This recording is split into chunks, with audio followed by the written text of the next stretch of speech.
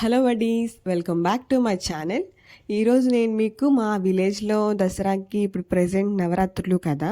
So ఈ నవరాత్రిలలో 1 day నిప్పుల గుండం చేస్తారు. చాలామందికి తెలిసే ఉంటుంది అండ్ కొన్ని మూవీస్లో కూడా ఉంటుంది. సో మా ఊర్లో ఎలా చేస్తారు అమ్మవారికి అని నేను చూపిస్తున్నాను.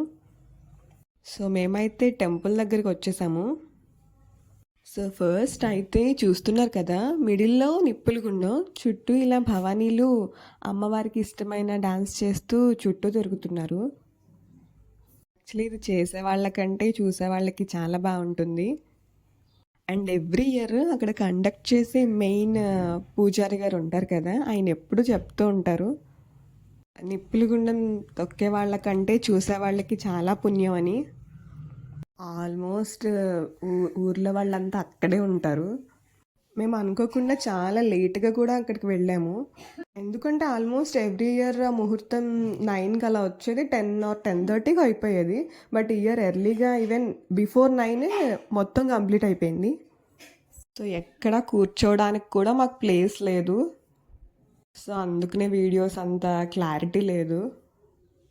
అయినా సరే మీకు చూపించాలని నేను అలా నుంచునే తీశాను.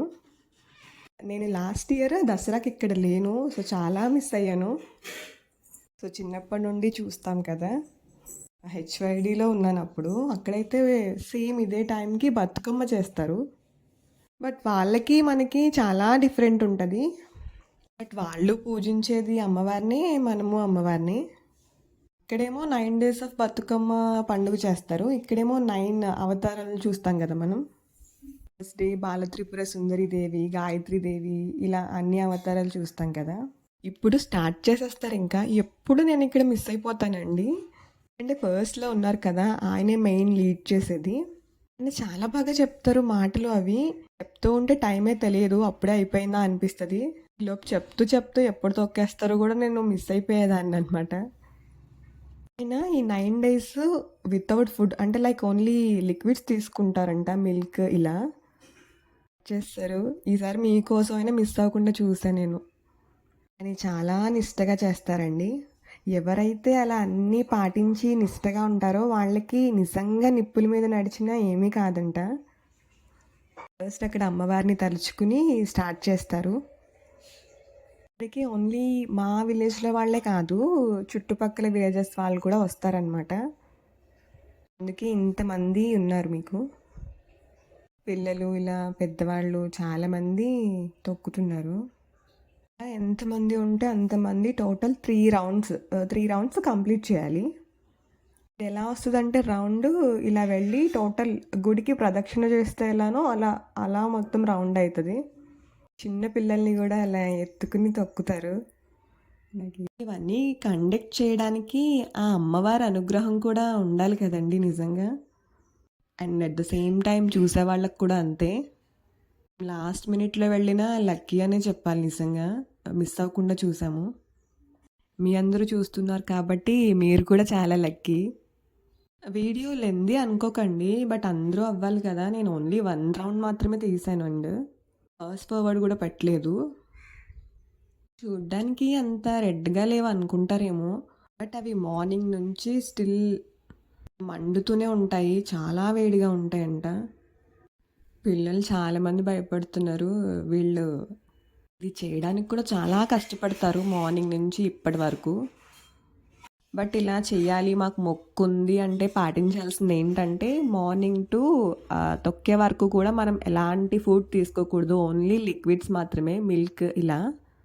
సో ఫాస్టింగ్ ఉండి మనం ఇది చెయ్యాలి. అమ్మవారిని తలుచుకుంటూ ఫాస్టింగ్ ఉండి ఇలా చేస్తే అలాంటి ఎఫెక్ట్స్ అనేవి చూపించవంట.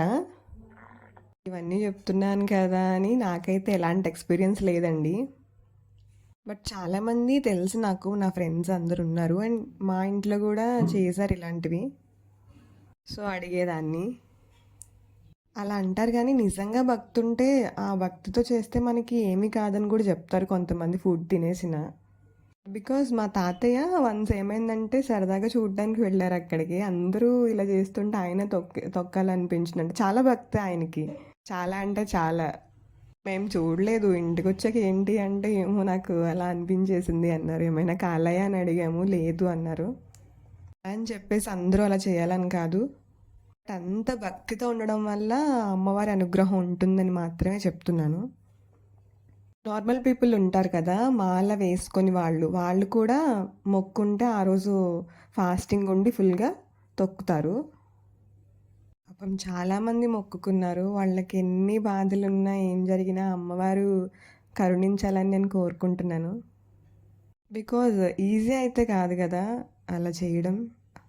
మనకి చెప్పడం ఈజీ, చూడడం ఈజీ గానీ చేయడం అయితే ఆబ్వియస్లీ కష్టమే. మా ఫ్రెండ్ వాళ్ళు తొక్కుతున్నారు.